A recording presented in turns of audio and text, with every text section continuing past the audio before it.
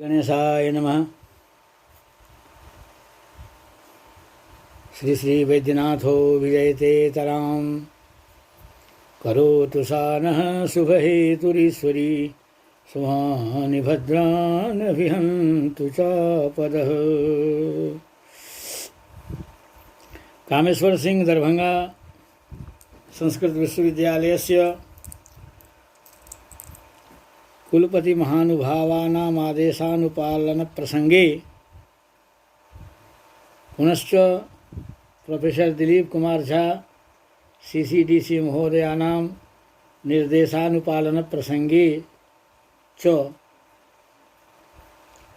गिद्धौरस्थ श्री रावणेश्वर संस्कृत महाविद्यालयस्य प्रभारी प्रधानाचार्यः देवर्षिनाथ पाण्डेयोऽहं निर्देशमनुसृत्य ऑनलाइन कक्षा संचालनक्रमे समुपस्थितोऽधुना तत्र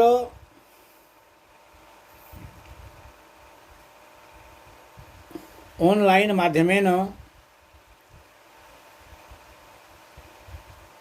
छात्राध्यापन प्रसंगे अद्य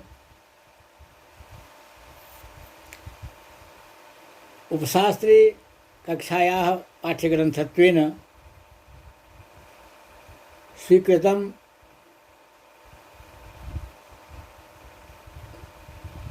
कविकुलावतंस महाकवि कालिदास प्रणीत रघुवंश महाकाव्यम् उपस्थाप्यते।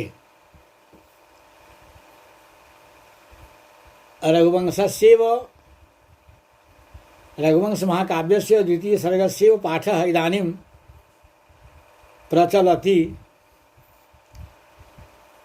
तत्र पाठक्रमे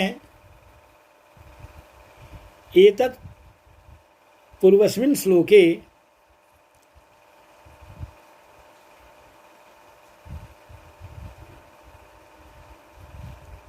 नन्दिन्या सह राजा दिलीपः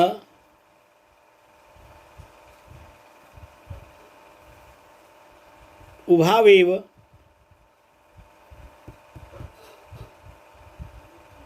कीदृशं तत्र तपोवन मार्गम अलं चक्रतुरिति महाकविना कालिदासेन पूर्वस्मिन् श्लोके वर्णितम्। तदनन्तरं श्लोकः वर्तते वसिष्ठधेनोरनुयायिनन्त मा वर्तमानं वनितावनान्तात् पपौ निमेषालसपक्ष्मपङ्क्ति रूपोषिताभ्यामिव लोचनाभ्याम्। वसिष्ठधेनोरनुयायिनन्त मा वर्तमानं वनितावनान्तात् पपौ निमेषालसपक्ष्मपङ्क्ति रूपोषिताभ्यामिव लोचनाभ्याम्। अयं श्लोकः वर्तते द्वितीय सर्गस्य रघुवंश महाकाव्यस्य। तत्र प्रथमम् अत्र श्लोके प्रसंगोल्लेखः प्रथमं कार्यः विधेयः। तत्र प्रसंगोपस्थापनक्रमे अयं श्लोकः कविकुलगुरु महाकवि कालिदास प्रणीतस्य रघुवंश महाकाव्यस्य द्वितीय सर्गात् समुद्धृतः। अस्मिन् श्लोके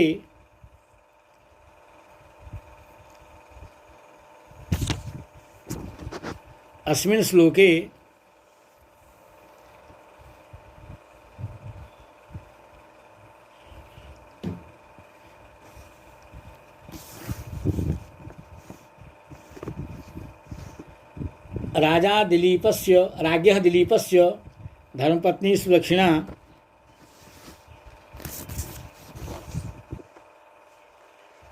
राजानं वनात् आवर्तमानं राजानं विलोकयति। कथं विलोकयति? केन भावेन विलोकयतीति श्लोके वर्णितम्। तत्र प्रथमं श्लोकस्य अन्वयः वसिष्ठधेनोः अनुयायिनं वनान्तात्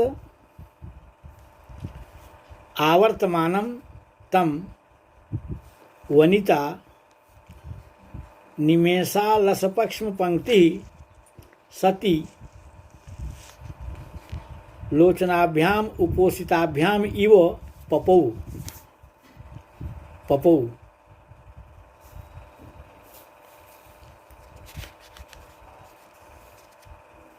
अयमन्वयः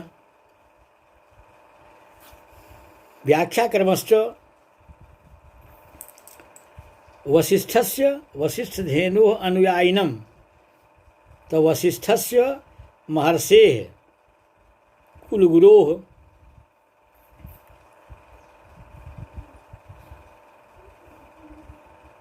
धेनुः नंदिनी तस्याः वसिष्ठधेनोः। महर्षि वसिष्ठस्य नंदिनी तस्याः, तब महर्षि वसिष्ठस्य नंदिन्याः अनुयायिनम् अनुचरं सेवकं सेवमानं वनस्य अरण्यस्य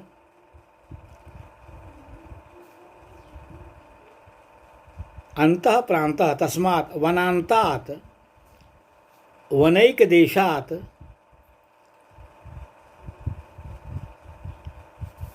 आवर्तमानं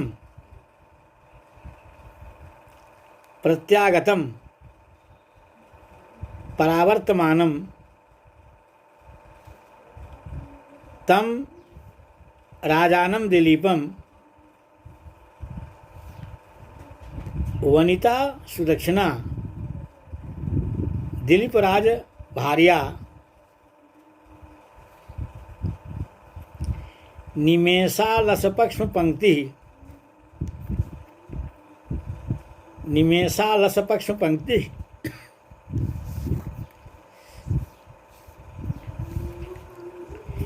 निमेषेषु निमेषेषु अलसा निमेषालसा। अब पुनश्च पक्ष्मणां पंक्ति इति पक्ष्मपङ्क्तिः निमेषालसा पक्ष्मपङ्क्तिर्यस्याः सा एतेन निर्निमेषा सती तदानीं सा सुदक्षिणा निर्निमेषालसपक्ष्मपङ्क्तिरिति कथनस्य अभिप्रायः यत् निर्निमेषा सती निर्निमेष नेत्रों से अपलक।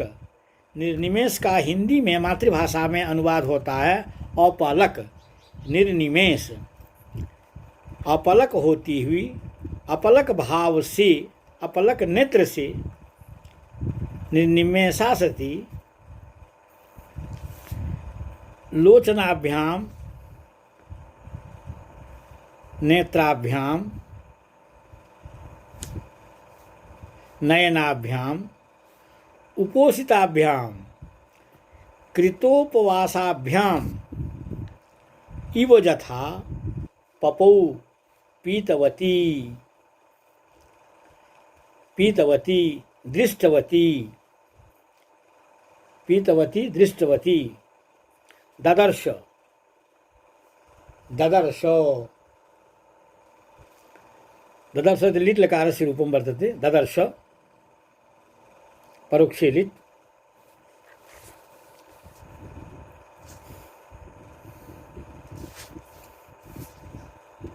व्याख्याक्रमे अत्र उपस्थाप्यते यत्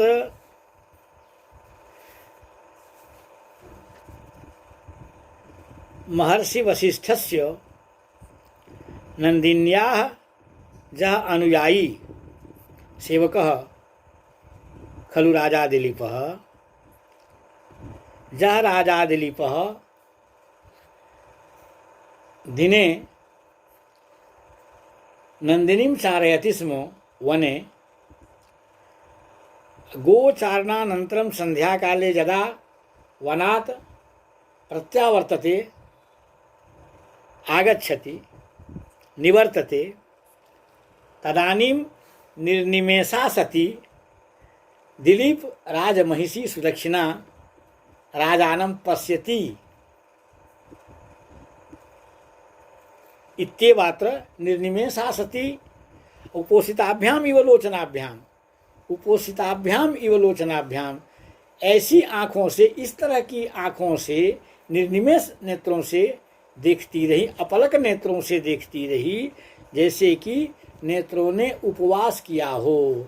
अगर कोई उपवास किया हुआ रहता है, कोई भूखा रहता है, तो वह जो है उपवास किया हुआ अति तृष्णा से जल जैसे पीता है, यथा ही उपोषितः कश्चन अति तृष्णया, संस्कृत में भाव में स्वयं प्रकट कर रहा हूँ, यथा ही कश्चन अति तृष्णः तृष्णया पीड़ितः प्रपीड़ितः यथा कश्चन जनः काचिन् वा स्त्री काचिन् नारी यथा उपोषिता सती अति तृष्णया प्रपीड़िता सती समधिकं जलं पातुम् इच्छति पिबति कश्चिदपि काचिदपि तथैवात्र राज्ञी सुदक्षिणा अपि अपलक दृष्ट्या निर्निमेष दृष्ट्या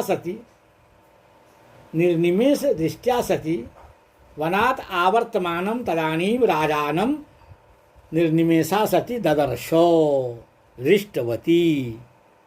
तदेवात्र कथयति अयमेव भावः तत्र यथा कश्चित् कृतोपवासः अतितृष्णया मुहुः जलं पीत्वापि तृप्तिं नाधिगच्छति, जलं पीत्वापि कदाचित् तृष्णाधिकपीडितत्वात् तृष्णाधिकपीडितत्वात् जलं पीत्वापि तृप्तिं नायाति, तृप्तिं नो प्राप्नोति, तृप्तिं नो गच्छति।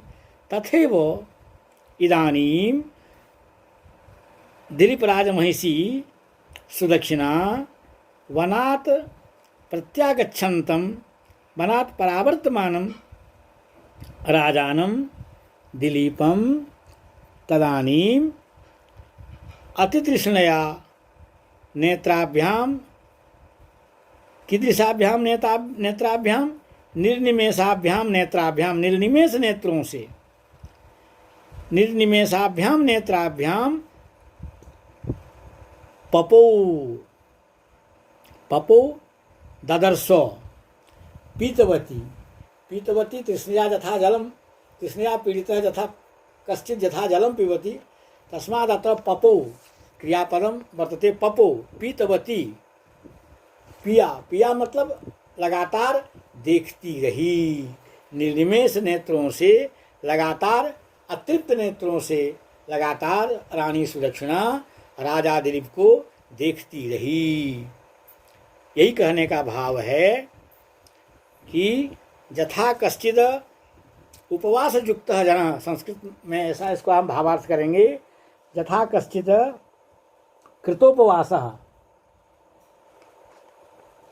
अथवा यथा काचित् कृतोपवासा काचित् अतितृष्णया तृष्णाधिकपीडितत्वात् अतितृष्णया मुहुः बारं जलपानं कृत्वापि यथा तृप्तिं न लभते, तृप्तिं न प्राप्नोति, तथैवात्र इदानीं दिलीपराजमहिषी सुदक्षिणा राज्ञ दिलीपस्य भार्या सुदक्षिणा वनात् प्रत्यागच्छन्तं राजानं दिलीपं